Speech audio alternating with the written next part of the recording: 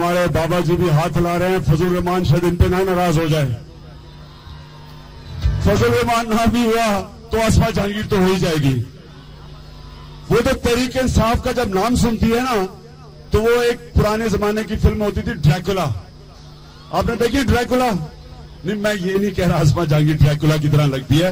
मैं ये कह रहा हूं कि जब ड्रैकुला को आप एक क्रॉस दिखाते, स्लीप दिखाते थे, ड्रैकुला ऐसे डर जाता था। तो आसमा जहांगीर को जब पीटीआई दिखाते तो एकदम डर जाती है। तहरीक इंसाफ से वो बहुत बेचारी घबरा जाती है। तो औरतें भी मारी। अच्छा, बड़ा बड़े नाम लिए आसमा जहांगीर ने।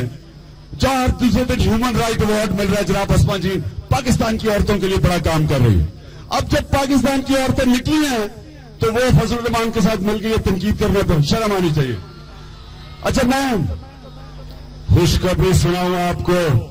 पहले तो ये नौजवान, मेरे साथ नौजवान खड़ा है, देखिए ऐसे नौजवान है पाकिस्तान के लिए। इसने अपने पॉकेट मनी जमा की, पॉकेट मनी जमा करके 40,000 रुपया इसने तहरीक इंसाफ के फंड को दिया। नाम बता। कामरान हरल सरगोदा। मेरे पाकिस्तानियों, बस खान साहब ने एक बार कहा कि मेरे पाकिस्तानियों आजादी फंड के लिए पैसे अकाउंट में जमा करा। उस दिन से मैं अपनी पॉकेट मनी से जमा करा रहा हूं और मैंने कहा कि मैं ये खान साहब को दूंगा। और मैं तमाम नौजवानों को ये कहता हूं कि नौजवानों उठ खड़े हो। ये खान साहब का विजन है और ये मुल्क नया बनेगा जब एक नौजवान लीडरशिप आगे आएगी और ईमानदार लीडर होगा। और हमारा ईमानदार लीडर इमरान खान है। इमरान खान, शाबाश। एक तो जज्बे को सलाम, ऊपर से मुझे नौजवान कह दिया, और दूसरा सलाम। 62 साल की उम्र में नौजवान कहना ये बड़ा कॉम्प्लीमेंट है। अच्छा, तो अब आपको पता है कि आजादी हमें, अच्छा आप सबके लिए 7 करोड़ रुपए का हमें खसारा था जब मैंने अनाउंस किया। 7 करोड़ रुपए का, 7 करोड़ रुपए का खसारा था जब हमने आजादी फंड अनाउंस किया। आपको पता है कि अब किधर तक पहुंच गया आजादी फंड? 7 करोड़ 80 लाख, 7 करोड़ 80 लाख पहुंच गया। पैसे आ रहे हैं, इंशाल्लाह 30 के लिए हमारे पास फंड हो जाएगा।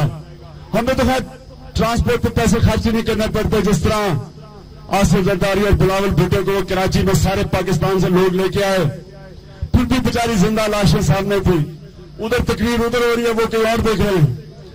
तो तहरीक इंसाफ का तो माशाल्लाह जज्बा आजकल ऐसा है, जज्बा और जुनून ऐसा है कि हम सिर्फ स्टेज लगाते हैं। ननकाना में हमने सिर्फ स्टेज लगाया, 3 मील दूर पुलिस ने लोगों को रोक दिया। उसके बावजूद भी तकरीबन सारा ही ननकाना साहब जलसी साइड पे पहुंच गया। अब कल इंशाल्लाह हमारा बड़ा यहां बड़े धरना होगा जुमे को, और परसों साहिवाल के इंशाल्लाह मैं आज आपसे पेशन गोई कर रहा हूं, अल्लाह में मान रखते हुए सारे साहिवाल के रिकॉर्ड टूटने वाले इंशाल्लाह परसों।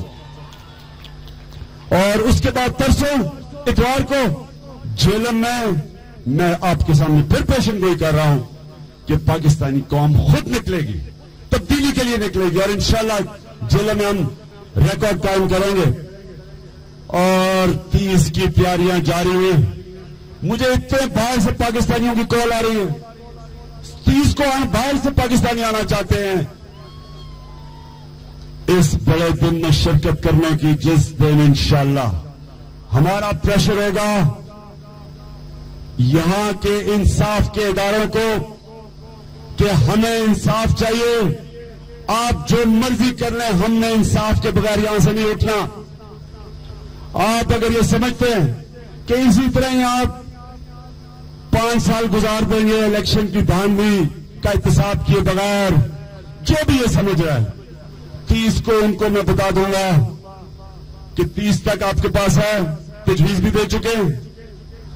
हमने ये भी कहा कि कैसे, पहले हमने ये कहा था कि इन्होंने हमें कहा कि सारी चीजें मान गए थे, 5 बुकात थे, सब मान चुके थे कि जुडिशल कमीशन बनेगी, आर्टिकल 190 के तहत सारी एजेंसीज ISI, MI, IB सबको तलब किया जाएगा, वो इन्वेस्टिगेट करेगी 4 से 6 हफ्ते में। ये सब कुछ हो गया था। और इसहाक डार आप कह रहे हैं कि मुझे पता ही नहीं। इसहाक डार कितने झूठ बोलोगे, क्यों झूठ बोलते? ये नून लीग को मुझे सच बोलने के सबक देने पड़ेंगे। इनको अल्लाह हिदायत करे सच बोलने की। हमारे पास रिटन, हमारे पास डॉक्यूमेंट है जिधर उन्होंने कहा था कि सारा चीज एक्सेप्टेबल है, सिर्फ नवाज शरीफ का इस्तीफे के ऊपर गेम फंसी हुई थी। हमारे पास वो पर्चा है जो इसहाक डार आप कह रहे हैं मुझे तो पता ही नहीं। इसहाक डार आपको ऐसे नहीं पता जिस तरह आपने एफआईआर देख के मुकर गए हैं कि मुझे तो जबरदस्ती लिखाया गया। मुझे क्यों नहीं कोई जबरदस्ती इस तरह की डॉक्यूमेंट लिखवाता? मुझे क्यों नहीं कोई कहता कि जबरदस्ती एफआईआर मैं दूं कि जी मुबशर लुकमान बड़ा 2 नंबर आती है? मुझे क्यों नहीं कोई कहता? क्यों नहीं मुझे कहता? तो आपको इसहाक डार उन्होंने पकड़ा था कहने के लिए, और आपने बड़ा तफसील में बैंक अकाउंट्स बताए, कितना पैसा यहां से वहां गया, सब तफसील दी, और अब आप मुकर गए। तो इसहाक डार आप भी अपने नवाज शरीफ की तरह, लीडर की तरह आप भी सच बोलने से डरते हैं। इंशाअल्लाह पाकिस्तानियों, मेरा तो उन्होंने टीका लगा दिया मुझे, फिर से अब तो मैं और 90 दिन के लिए तैयार हो गया। ये जो वारंट निकाली है, पता नहीं ये क्या समझ रहे थे कि मैं शायद मैं चुप करके घर बैठ जाऊं। मुझे तो इन्होंने, अब मैं क्या कहूं कि इन्होंने मुझे ऐसा एक जुनून का टीका लगाया है कि मुझे तो सुबह 5 बजे से जाग आई हुई है। इतना मैं तैयार हुआ हूं इसके लिए, आने वाले दिनों के लिए। और अब मैं खास तौर पे आखिर में अपनी ख्वातीन का शुक्रिया अदा करता हूं, क्योंकि आपका शिरकत करना पाकिस्तान की सियासत में इतना जरूरी है। आपका शिरकत करना इसलिए कि जब एक मां एक घर में फैसला करती है तो सारे बच्चे मां की तरफ देखते हैं। बाप तो चला जाता है काम पे, तो जब देखती है मां, जब फैसला करती है, घरों में इंकलाब आ जाता है।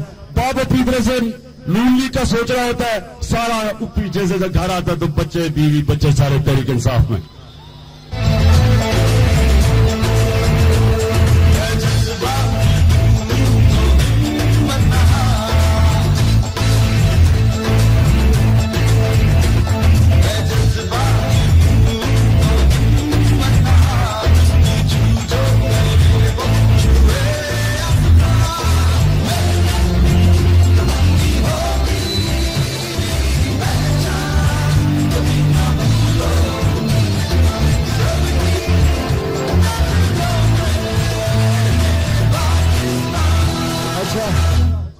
अब उस्मान भंगश नौजवान अभी आपको पश्तो के तराने आपके सामने पेश करेगा। मुबशर लुकमान, मैं चाहता हूं कि आप भी जरा चंद अल्फाज कह दें, क्योंकि आपकी आवाज बंद करने की कोशिश की गई है। आजादी ट्रक के ऊपर तो आपकी आवाज खुली है, जो आप कहना चाहते हैं पब्लिक सामने बैठी है। क्योंकि देखें, मेरी एक पाकिस्तानियों प्लीज एक बात सुनना। देखें, मुझे किसी ने कहा, क्योंकि मुबशर छोड़ता तो किसी को भी नहीं है, इसने मुझे भी कई दफा उड़ा दिया। तो मुझे किसी ने कहा इमरान खान तुम्हारे खिलाफ उसने ऐसी बातें की है। मैंने कहा ये इमरान खान की जात की वजह से मैं इसकी मदद नहीं कर रहा, क्योंकि अगर जो करप्शन के खिलाफ आवाज बुलंद कर रहा है, जो ऑपोजिशन में आसिफ जरदारी को करनी चाहिए नवाज के मुतालिक, और नवाज को आसिफ जरदारी के मुतालिक, उन दोनों का जब मुख पुका हो जाता है तो फिर मुबशर जैसे और एंकर इनके ऊपर आ जाता है कि इनकी करप्शन को आपके सामने लेके आए। तो जब आप इनका मुंह बंद करने की कोशिश करते हैं, माशरे को नुकसान होता है। और अगर कोई तरीका है, अगर इनका कोई गलत इल्जाम है तो उसका भी तरीका है। तो मैं शायद अदलिया से मैं सबसे लड़ाई ली हुई है, मैं अदलिया से नहीं लड़ाई लेना चाहता, लेकिन मैं ये जरूर समझता हूं, पाकिस्तानियों, मैं ये जरूर समझता हूं कि इस मुल्क में लोगों को जरूरत है सच बोलने की।